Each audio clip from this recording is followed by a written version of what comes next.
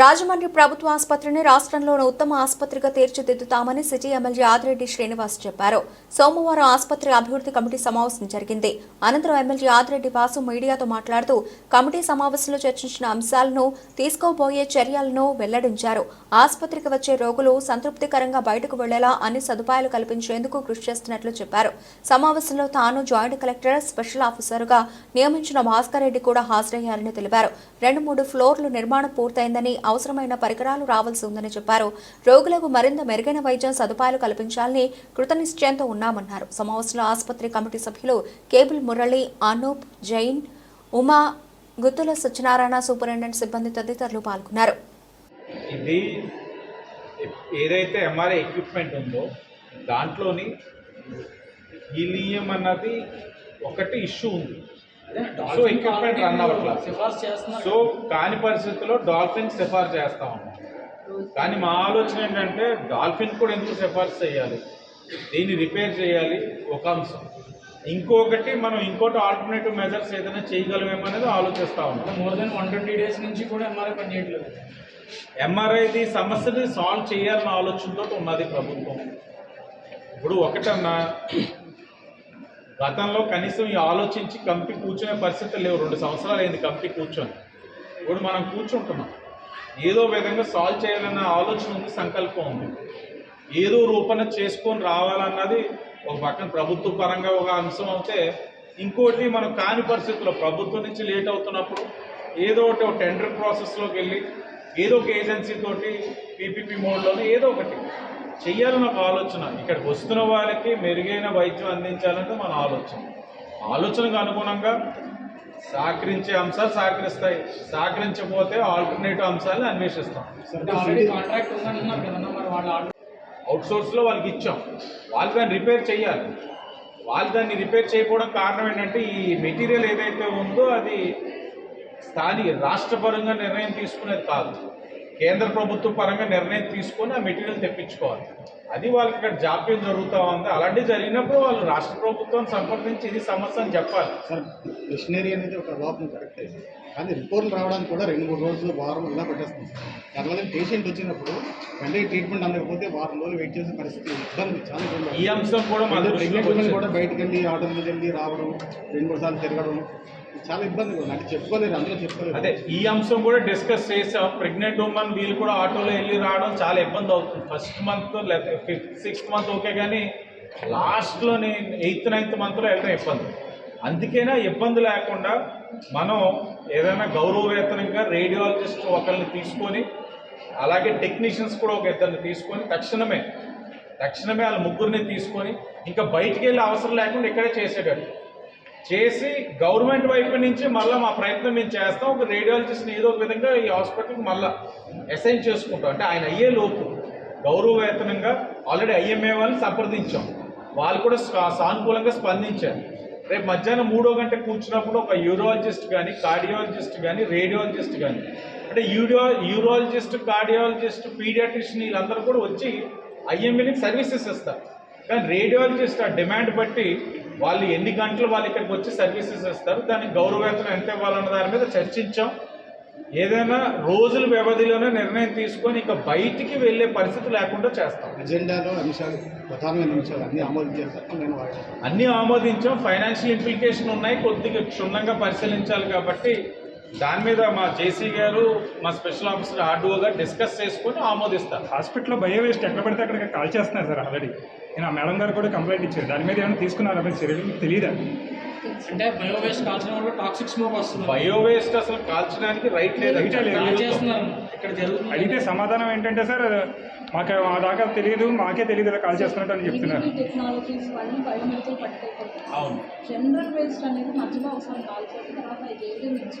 చేయకూడదు. ఇప్పుడు మీద కూడా చెప్తాం, మేడం చేయరు. ఈవీపీ టెక్నాలజీస్ ఎవరైతే ఉన్నారో వాళ్ళు తీసుకెళ్ళాలి. అవసరం అనుకుంటే వాళ్ళు రోజుకి 1 సారి వస్తున్నారు, 2 సార్లు వస్తున్నారు, అవసరం ఇంకోసారి వస్తారు, మాట్లాడతాం వాళ్ళు. ప్రధానంగా ఈవీపీ టెక్నాలజీస్ టీడీపీకి సంబంధించిన వాళ్ళదని చెప్పేసి ఒక ఆరోపణలు కూడా ఉన్నాయి సార్.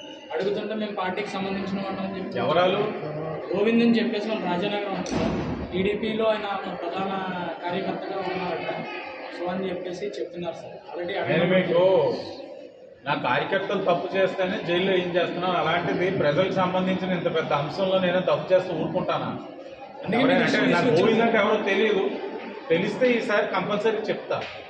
ఇక్కడ అతను చేసుకుంటుంది ఇక్కడ ఒక వ్యాపారం, అలాగే ఉత్తు పుణ్యాన్ని నేను సేవ చేయట్లేదు. ఈవీపీ టెక్నాలజీస్ మనం పే చేస్తున్నాం. పే చేస్తున్నప్పుడు తను చెయ్యాల్సిన పని తను చెయ్యాలి. చేయకుండా ఇక్కడ పార్టీని ఉపయోగించుకుంటే మాత్రం అది ఉపేక్షించేది. ఈవీబీ టెక్నాలజీస్ అనే సంస్థ రెగ్యులర్గా ఎన్ని అవర్స్లో ఆ ఈవీబీ వేస్ట్ అనేది కలెక్ట్ చేయాలనేది ఒక అంశం ఉంది సార్ ఇక్కడ.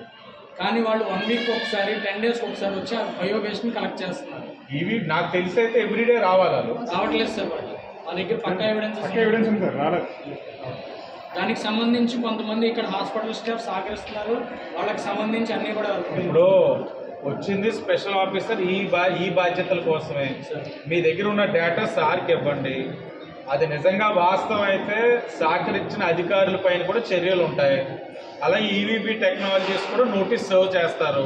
తప్పు అది కానీ వాస్తవం అయితే ఈవీపీ టెక్నాలజీస్ కూడా నోటీస్ చేస్తారు. ఎందుకంటే ఈవీపీ టెక్నాలజీస్ నాకైతే తెలిసి రాజమండ్రిలో కూడా గవర్నమెంట్ హాస్పిటల్తో పాటు ప్రైవేట్ హాస్పిటల్స్ కూడా వాళ్ళే. ఈస్ట్ గోదావరి మొత్తం ఈ మాదిరిగా చేసినట్లయితే కాంప్రమైజ్ అయ్యే పరిస్థితులు ఉండవు. తప్పకుండా దాని మీద చర్యలు ఉంటాయి. ఆదివారం గురువారం సదరన్ సర్టిఫికేట్ కోసం వస్తున్నారు సార్. దాదాపు 200 నుంచి 300 మంది దాకా వస్తున్నారు. 16 మాత్రమే వీల్ చైర్స్ ఉన్నాయని మేడం గారు అంటున్నారు. ఈ సమస్యని మీరు ఏమైనా పై వాళ్ళకి తీసుకెళ్లారా అంటే దానికి సమాధానం లేదు. అంటే వీల్ చైర్స్ పార్టీ అన్ని క్లాత్ ఉండడం వల్ల ఇబ్బంది అవుతున్నాయి. ఇప్పుడు కాస్త స్టెయిన్లెస్ స్టీల్ తీసుకున్నారు. రోటరీ క్లబ్ వారు కూడా దగ్గరలో డొనేట్ చేస్తున్నారు. ఆర్మ్స్ కూడా చర్చించాం. ఆవిడ చెప్పారు రిపేర్ చేయొచ్చేమో డిస్కస్ చేసాం. పార్టీ రిపేర్ చేసి ఇన్వెస్ట్ చేసే బదులు కొత్తవి కొనుక్కోవడం బెటర్ కూడా వాటిని కూడా దగ్గరలో తీసుకొస్తున్నారు. కొత్త ఆర్మ్స్ కూడా డిస్కస్ ఎవ్రీ 2 months కూర్చుంటాం అన్న. 2 years కాదు, 2 months ఒకసారి కూర్చుంటాం. కనీసం ఎన్డీఏ కూటమి అధికారంలోకి వచ్చిన తర్వాత రాజమహేంద్రవరం ఎంతో ప్రతిష్టాత్మకమైన గవర్నమెంట్ హాస్పిటల్లో మొదటి HDS meeting, hospital development committee మీటింగ్ని ఏర్పరచుకోవడం జరిగింది. హాస్పిటల్కి సంబంధించిన హెచ్ఓడీస్ అందరితో, అలాగే శాసనసభ్యుడిగా నేను, అలాగే జాయింట్ కలెక్టర్ గారు వచ్చారు. గత 5-6 నెలలుగా, గత 5 సంవత్సరాల నిర్లక్ష్యాన్ని సరిచేస్తున్నప్పుడు ప్రభుత్వ పరంగా తీసుకోవాల్సిన నిర్ణయాలు అనేక సందర్భాల్లో ప్రభుత్వానికి తెలియచేయగా స్పెషల్ ఆఫీసర్గా భాస్కర్ రెడ్డి గారిని గవర్నమెంట్ అసైన్ చేయడం, మరి ఆయన కూడా ఈ కమిటీ మీటింగ్ రావడం జరిగింది. ఒకటి, హాస్పిటల్లో మేజర్ డిపార్ట్మెంట్స్లోని ఈ యొక్క డాక్టర్స్ కొరత, అంటే హెచ్ఓడిస్ కింద ఏదంటే ఒక రేడియాలజిస్ట్ కానీ లేకపోతే యూరాలజిస్ట్ కానీ వారి యొక్క కొరత వలన ఒకదానికొకటి ఇంటర్లింక్ అవుతున్న డిపార్ట్మెంట్స్ సమస్యల గురించి అన్నీ కూడా చర్చించడం జరిగింది. అలాగే హాస్పిటల్ డెవలప్మెంట్ ఆస్పెక్ట్లో ఏదైతే నిర్ణయాలు తీసుకోవాలో అవన్నీ కూడా కమిటీ ముందుకు రావడం, వాటన్నిటిని కూడా అప్రూవ్ చేసుకొని ఎవరైతే రోగులు వస్తూ ఉన్నారో వారు ఏ విధమైన అసౌకర్యం కలగకుండా వాళ్ళందరూ కూడా సంతృప్తిగా ఈ హాస్పిటల్ నుంచి బయటికి వెళ్ళేందుకు ఏం చర్యలు తీసుకోవాలో అన్ని చర్యల గురించి కూడా చర్చించాం. కొన్ని తీసుకున్నాం, కొన్ని తీసుకోవాల్సిన పరిస్థితులు కూడా ఉన్నాయి, కొన్ని ప్రభుత్వం దృష్టికి తీసుకెళ్లాల్సిన అంశాలు కూడా ఉన్నాయి. ఆ అంశాలపైన కూడా చర్చించి మా పరిధి దాటినప్పుడు అది పైకి ఏ విధంగా తీసుకెళ్ళాలన్న దాని మీద కూడా చాలా డీటెయిల్ డిస్కషన్. అంటే గవర్నమెంట్ వచ్చిన తర్వాత మొదటి మీటింగ్ నేనైతే చాలా ఫ్రూట్ఫుల్గా జరిగింది, చాలా ఆశాజనంగా జరిగింది. ఏదైతే ఇక్కడికి వస్తూ ఉన్నారో చాలామంది రోగులు అనేక సందర్భాల్లో ఒక శాసనసభ్యుడిగా నేను ప్రతి 15 రోజులు ఇక్కడికి వచ్చినప్పుడు ఇక్కడ వారి దగ్గరించి విన్నపాలు తీసుకున్నప్పుడు వాళ్ళు చెప్పిన ప్రతి అంశాన్ని ఇక్కడ చర్చించాం. ఉదాహరణకి ఈ బ్లాకే ఉంది, ఏదైతే ఇక్కడ మీతో మాట్లాడుతూ ఉన్నాం మీడియా ప్రతినిధులతో, 2nd, 3rd ఫ్లోర్ ఏదైతే ఆపరేషన్స్కి సిద్ధంగా ఉన్న ఎక్విప్మెంట్ ఇంకా రాని పరిస్థితులు ఉన్నాయి. కాంట్రాక్టర్ దగ్గర నుంచి ఇంకా ఎక్విప్మెంట్ సరఫరా చేయని పరిస్థితులు ఉన్నాయి. దాని మీద కూడా కాంట్రాక్టర్ దగ్గర నుంచి ప్రాపర్ సమాధానం తీసుకున్నాం. ఆయన అయితే నెలాఖరికల్లా ఎక్విప్మెంట్ అంతా సరఫరా చేస్తాను. ఇది రావడం వల్ల మరింత మెరుగైన వైద్యం అందించడానికి అవకాశం ఉంటుంది. ఇలాంటి కొన్ని డిపార్ట్మెంటల్ మధ్యన సమస్యని చెప్పలేము, కానీ కొన్ని కాంట్రాక్టర్స్ ఇక్కడ చేయవలసిన పనుల్లో కానీ లేకపోతే ఇంటర్ డిపార్ట్మెంటల్ ఇష్యూస్ ఉన్నాయి, అన్నీ కూడా చర్చించి ఏదేమైనా ప్రభుత్వం ఓ పక్కన వైద్యానికి ఎంత ప్రాధాన్యత ఇస్తూ ఉందన్న అంశాన్ని వాళ్ళకి తెలియచేసాం. వారు కూడా చాలా అనుభవం కలిగిన వారు ఉన్నారు, చాలామంది డాక్టర్స్. వారు కూడా వారి సూచనలు ఇచ్చారు. వారి సూచనలు కూడా చర్చించి ఐఎంఏతో కూడా గతంలో ఐఎంఏ వారు కొన్ని సేవలు అందించేవారు ఇక్కడ. ఓవర్ ది టైం వారితోటి మరి ఏ మిస్కమ్యూనికేషన్ వచ్చిందో వాళ్ళ సేవలు ఆపేయడం జరిగింది. రేపు మధ్యాహ్నం 3 గంటకి ఐఎంఏలోని ఏదైతే వాళ్ళది వెంకటేశ్వర నగర్లో ఉన్న ఐఎంఏ బిల్డింగ్లో ఐఎంఏ మెయిన్ డిపార్ట్మెంట్స్ ఎవరైతే ఉన్నారో ఆ హెడ్స్ తోటి చర్చించి అతి దగ్గరలో ఐఎంఏ వారి సేవలు కూడా రాజమహేంద్రవరం గవర్నమెంట్ హాస్పిటల్ అందించే విధంగా కూడా చర్యలు చేపడతా ఉన్నాం. ఏదేమైనా మా ఆలోచనలో కానీ అలాగే మేము చేసే కార్యక్రమంలో కానీ ఎక్కడా కూడా కాంప్రమైజ్ అవ్వకుండా ప్రజలందరూ కూడా ఎంతైతే విశ్వాసంతో ఈ హాస్పిటల్కి వస్తున్నారో వారందరూ కూడా సంతృప్తి చెందేందుకు గాను బెస్ట్ ఎఫర్ట్స్ పెడతా ఉన్నాం. ఓ పక్కన ఫైనాన్షియల్ డెసిషన్స్ తీసుకుంటా ఉన్నాం, ఓ పక్కన ఇక్కడ ఏదైనా డిపార్ట్మెంటల్ మధ్యన ఏదైనా సమన్వయ లోపం ఉన్నా దాన్ని కూడా సరిచేసుకుంటూ ముందుకు వెళ్తా ఉన్నాం. అలాగే ఎన్డీఏ కూటమిగా కమిటీ మెంబర్స్ కూడా ఉన్నారు. మీకు ఇక్కడికి వచ్చే రోగులు కానీ వారి కుటుంబ సభ్యులు కానీ ఏ చిన్నపాటి సమస్య ఉన్నా వాళ్ళకి తెలియచేయండి. అలాగే స్పెషల్ ఆఫీసర్ని కూడా గవర్నమెంట్ అసైన్ చేసింది. ఎందుకంటే నెంబర్ ఆఫ్ ఇష్యూస్ పెరుగుతూ ఉన్నాయి.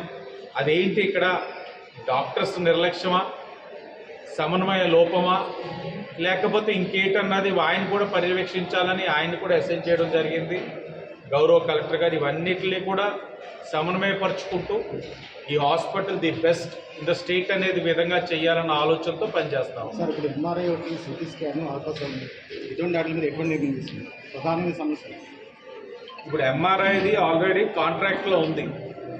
అక్కడ కొద్దిగా హీలియం ఇష్యూ ఉంది. ఆ లోపల ఏదైతే మెటీరియల్ ఉందో దాని మీద ఒక సమస్య ఉంది. దాన్ని కూడా సరిచేసే కార్యక్రమం తీసుకుంటా ఉన్నారు. సిటీ స్కాన్ కూడా మనం ఆల్రెడీ గతంలో హెల్త్ మినిస్టర్ గారు వచ్చినప్పుడు ఆయన రిక్వెస్ట్ చేయగా ఆయన ఒక రేడియాలజిస్ట్ని ఇక్కడ నోటిఫై చేసి పంపించారు, అసైన్ చేశారు. కానీ ఆయన కొన్ని కారణాలు రీత్యా రావడం మానేశారు. ఇప్పుడు దాన్ని కూడా ఏ విధంగా చేయొచ్చు, అందాక ఎక్కడికా ఇబ్బంది లేకుండా కాకినాడ నుంచి డాక్టర్ ఆయన వస్తున్నారు వారానికి 3 రోజులు. మిగతా 3 రోజులు స్కానింగ్ రిపోర్ట్స్ అన్నీ అక్కడ పంపించి రిపోర్ట్స్ అన్నీ తెప్పించుకుంటాము.